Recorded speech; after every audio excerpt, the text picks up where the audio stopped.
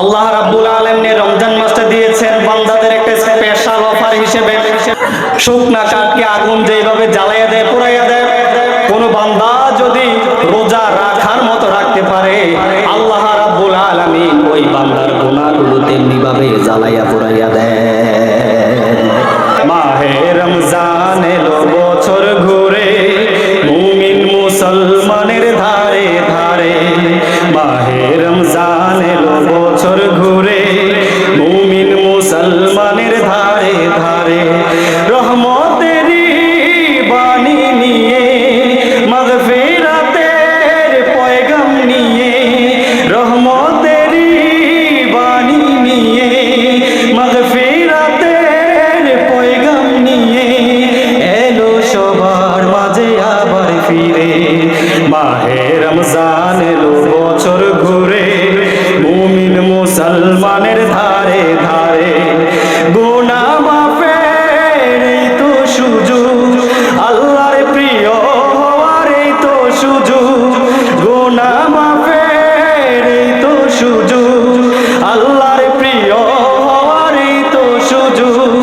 সেই সুযোগে নাও গো তুমি, সেই সুযোগে নাও গো তুমি, আল্লাহর রঙে জীবন রঙিন করে।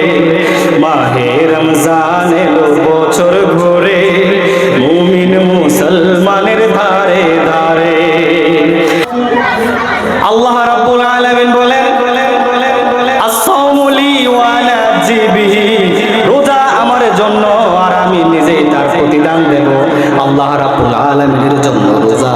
আর যদি কেউ রোজা রাখে, তাহলে আল্লাহ রাব্বুল আলামিন তার নিজ হাত দিয়ে, নিজ কুদরতি হাতে ওই বান্দার পুরস্কার দিবে।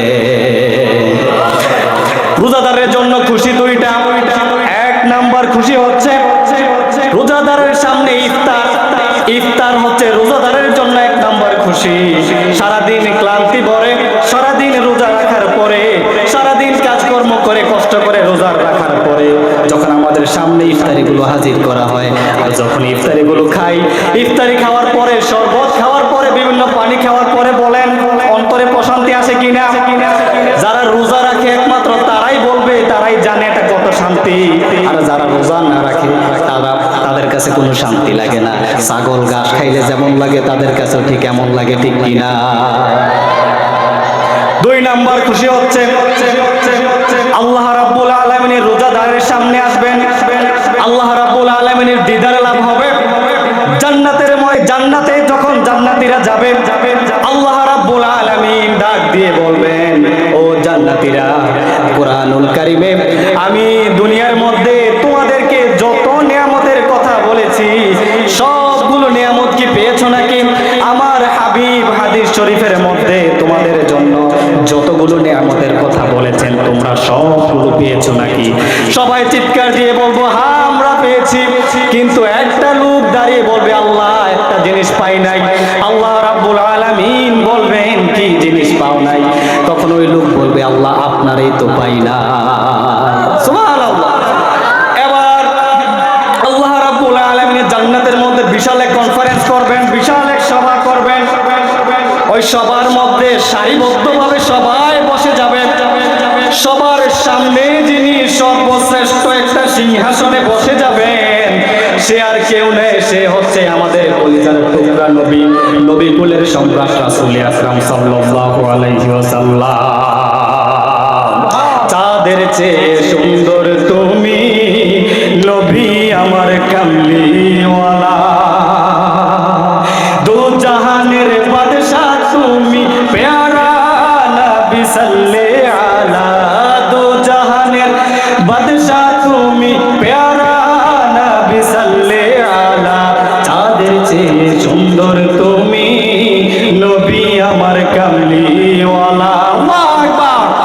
এই নবীজি সবার সামনে বসে যাবেন। আল্লাহ রাব্বুল আলামিন বান্দাদেরকে ডাক দিয়ে বলবেন, জান্নাতীদেরকে ডাক দিয়ে বলবেন, ও জান্নাতীরা তোমরা রেডি হয়ে যাও আমার দিদার লাভ করার জন্য। জান্নাতীরা রেডি হয়ে যাবে। আল্লাহ রাব্বুল আলামিন কতটুকু সময় দেখা দিবেন? 1 সেকেন্ডের থেকে 1000 ভাগ করলে হয় 1 মাইক্রো সেকেন্ড, 1 মাইক্রো সেকেন্ড থেকে 1000 ভাগ করলে হয় 1 ন্যানো সেকেন্ড। সামান্য একটা মুহূর্ত আল্লাহ রাব্বুল আলামিন দেখা দেখা দিবেন। এই দেখা পেয়ে জান্নাতীরা এমন ভাবে তাকিয়ে থাকবে, এই চোখ কোনোদিন এই সৌন্দর্য দেখে নাই। আরে এত সুন্দর, এত সুন্দর এই চোখ, এই দেহ কোনোদিন এত সৌন্দর্য দেখে নাই। সবাই টাসকি খেয়ে তাকিয়ে থাকবে, আরে কি দেখলাম, কি দেখলাম। শত শত বছর চলে যাবে, হাজার হাজার বছর চলে যাবে, লক্ষ লক্ষ বছর চলে যাবে, কোটি কোটি বছর চলে যাবে, মানুষগুলো টাসকি খেয়ে তাকাইয়াই থাকবে। আল্লাহু আকবার। সে আল্লাহর দিদার লাভ করতে রাজি আছি আমরা? তাহলে রোজা রাখতে হবে, রোজা রাখার মতো। এখন কিভাবে রোজা রাখবো? আল্লাহ তাআলা কেন রোজা দিলেন আমাদেরকে? আল্লাহ রাব্বুল আলামিন বলেন, ইয়া আইয়ুহাল্লাযীনা আমানু কুতিবা আলাইকুমুস সিয়াম কামা কুতিবা আলাল্লাযীনা মিন ক্বাবলিকুম লাআল্লাকুম তাত্তাকুন। ও আমার ও ঈমানদারেরা, তোমাদের উপর রোজাকে ফরজ করা হয়েছে যেমনি ভাবে ফরজ করা হয়েছিল তোমাদের পূর্ববর্তীদের উপরে। তোমাদের পূর্ববর্তীদের উপরেও রোজা ফরজ করা হয়েছিল, যাতে করে তোমরা মুত্তাকি হতে পারো, তাকওয়া অর্জন করতে পারো। তাকওয়া কি? এখন মুত্তাকি কি? তাকওয়া হচ্ছে আল্লাহ রাব্বুল আলামিনের ভয় অন্তরে ধারণ করা। দুনিয়ার কেউ যেটা দেখে না সেটা দেখে কে? দুনিয়ার কেউ যেটা শুনে না সেটা শুনে কে? এই চিন্তাধারা, এই চিন্তাটা মনের মধ্যে রেখে, আল্লাহর ভয় রেখে অন্যায় কাজ থেকে বিরত রাখার নাম হচ্ছে তাকওয়া। আরো সহজ করে বলি, যে ইফতারের সময় আমরা কষ্ট করে রোজা রাখার পরে যখন ইফতার সামনে হাজির করা হয়, ক্লান্তি অনেক, ক্লান্তি অনেক। এই ক্লান্তি নিয়ে আমরা কি ইফতার 5 মিনিট আগে খেয়ে ফেলি? যদি খাই তাহলে কি রাষ্ট্রজনী মামলা হবে, জেল বিচার হবে, কেউ কিছু খারাপ বলবে? খাই না, কার বই? তো ইফতারের 5 মিনিট আগে, ইফতারের 1 ঘন্টা আগে খাইলে যদি আল্লাহ দেখে, সমাজের মধ্যে সুদ, ঘুষ, জুয়া, বেবিচারি, রাহাজানি, খারাপ কাজ, অন্যায় কাজ করলে কি সেই আল্লাহ দেখে না? তাহলে এটাই হচ্ছে রোজার মূল শিক্ষা, যে এই রমজান মাসে আমরা যেমনি ভাবে সকল অন্যায় কাজ থেকে, পানাহার থেকে, খাওয়া থেকে, স্ত্রী সঙ্গম থেকে বিরত থাকি, তেমনি ভাবে আল্লাহর ভয়ে আমরা সমস্ত অন্যায় কাজ থেকে 12টা মাস বিরত থাকবো বলে ইনশাআল্লাহ। তাকওয়া কি আরো সহজ করে বলেন?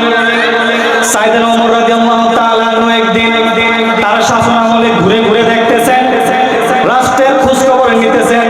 এমন সময় একটা ঘরের সামনে গিয়ে দেখে এক মহিলা আর মহিলার মেয়ে আওয়াজ দিতেছে। মহিলা বলতেছে, মা আমার, আমাদের ওর থেকে দুধ দহন করে নিয়ে এসেছি, বালতিটা পুরোপুরি পড়ে নাই, তুমি পানি দিয়ে বালতিটা পুরো করে দাও, তাহলে বেশি দামে আমরা দুধ বিক্রি করতে পারবো। মেয়ে এবার বলতেছে, মা আমার, আল্লাহকে ভয় করো। রাসূল আকরাম সাল্লাল্লাহু আলাইহি ওয়াসাল্লাম এই দুধের মধ্যে পানি মিশাতে নিষেধ করেছেন, খাদ্যে ভেজাল দিতে নিষেধ করেছেন। ওমর রাদিয়াল্লাহু তাআলা আনহু রাষ্ট্রের মধ্যে প্রজ্ঞাপন জারি করে দিয়েছেন, খাবারে ভেজাল মেশানো যাবে না, দুধে পানি মেশানো যাবে না। মেয়ের মা এবার বলতেছে, ওরে আমার পাগল মেয়ে, ওমর কি এখানে এসে বসে আছে নাকি? ওমরের গোয়েন্দা কি এখানে এসে বসে আছে নাকি? তুমি আর আমি ছাড়া এখানে কেউ নাই, পানি মিশাইয়া দাও, তুমি আর আমি ছাড়া কেউ জানবে না। কিন্তু ওমর পেছন থেকে শুনে, ওমর পেছন থেকে সব কিছু শুনে ঘরের বাইরে থেকে মেয়ে আবার ডাক দিয়ে বলতেছে, মা মা, তুমি আর আমি ছাড়াও যদি এখানে কেউ না থাকে, একজন দেখছেন, একজন শুনছেন, তিনি কে? ও মা আমার, আমি মেশাতে পারবো না। ওমর রাদিয়াল্লাহু তাআলা আনহুর এত বেশি পছন্দ হয়ে গেল কথাটা, সাইয়েদনা ওমর রাদিয়াল্লাহু তাআলা আনহু চলে গেলেন বাড়িতে, গিয়ে বলতেছেন তার ছেলেকে, বলতেছেন, ও ছেলে আমার, একটা মেয়ের খোঁজ আছে আমার কাছে, একটা মেয়ের পাত্রীর খোঁজ আছে। যদি আমার বয়স থাকতো আমি নিজেই তাকে বিয়ে করে নিতাম, কিন্তু তোমার বয়স আছে, আমি চাই তুমি মেয়েটাকে বিয়ে করো। কথা বলেন, অর্ধজাহানের বাদশা ছেলে বিয়ে করাবে কি মেয়ের রূপ দেখে না আল্লাহর ভয় তাকওয়া দেখে? তাহলে আমরা এটা মনে রাখবো, যার ভেতরে আল্লাহর ভয় আছে সে সবচেয়ে ভালো মানুষ, ঠিক কিনা? যার ভেতরে নবীজির মহব্বত আছে সে সবচেয়ে ভালো মানুষ, ঠিক কিনা? এবার তাকওয়া অর্জন করে চলতে হবে, এটাই হচ্ছে রমজানের মূল শিক্ষা। সাইয়েদনা ওমর রাদিয়াল্লাহু তাআলা আনহু একদিন উবাই ইবনে কাব রাদিয়াল্লাহু তাআলা আনহুকে জিজ্ঞেস করলেন, ও উবাই ইবনে কাব, ও ভাই আমার, তাকওয়া বলতে কি বোঝা যায়? তুমি কি বুঝো তাকওয়া বলতে? উবাই ইবনে কাব রাদিয়াল্লাহু তাআলা আনহু বলছেন, ধরেন আপনি একটা রাস্তা দিয়ে যাবেন, এই রাস্তাটার চতুর্দিকে কাঁটাযুক্ত লতা পাতা, রাস্তাটা খুব চিকন। এখন আপনি এই রাস্তাটা দিয়ে কিভাবে যাবেন? ওমর রাদিয়াল্লাহু তাআলা আনহু বলেন, ও আমার ভাই, আমি এই রাস্তাটা দিয়ে যখন যাব, আমার কাপড়গুলো সুন্দর করে আঁটো করে, সুন্দর করে ধরে, শরীরটাকে খুব সংযত করে, খুব কেয়ারফুলি, খুব সতর্কতার সাথে যাব, যেন কোনো কাঁটা আমার শরীরে বিদ্ধ না হতে পারে, যেন কোনো কাঁটা লেগে আমার কাপড় বা শরীর ছিঁড়ে না যায়। এটাই হচ্ছে তাকওয়া। সমাজের মধ্যে অসংখ্য অন্যায়, অবিচার, পাপাচার, জুলুম, গুনার কাজ থাকবে, কিন্তু আমি মুমিন এমন ভাবে চলাফেরা করব যেন কোনো পাপাচার আমার ইমানে, আমার আমলে প্রবেশ না করতে পারে। সুবহানাল্লাহ। বাইন মাছ চিনেন, থাকে কই? কাদার মধ্যে, কিন্তু শরীরে কি কাদা লাগে? লাগে না। ঠিক তেমনি ভাবে মুমিনের চলাচলটা হবে এমন, সমাজে অসংখ্য পাপ থাকবে কিন্তু মুমিনের গায়ে বিন্দু মাত্র পাপ লাগবে না, ঠিক কি না?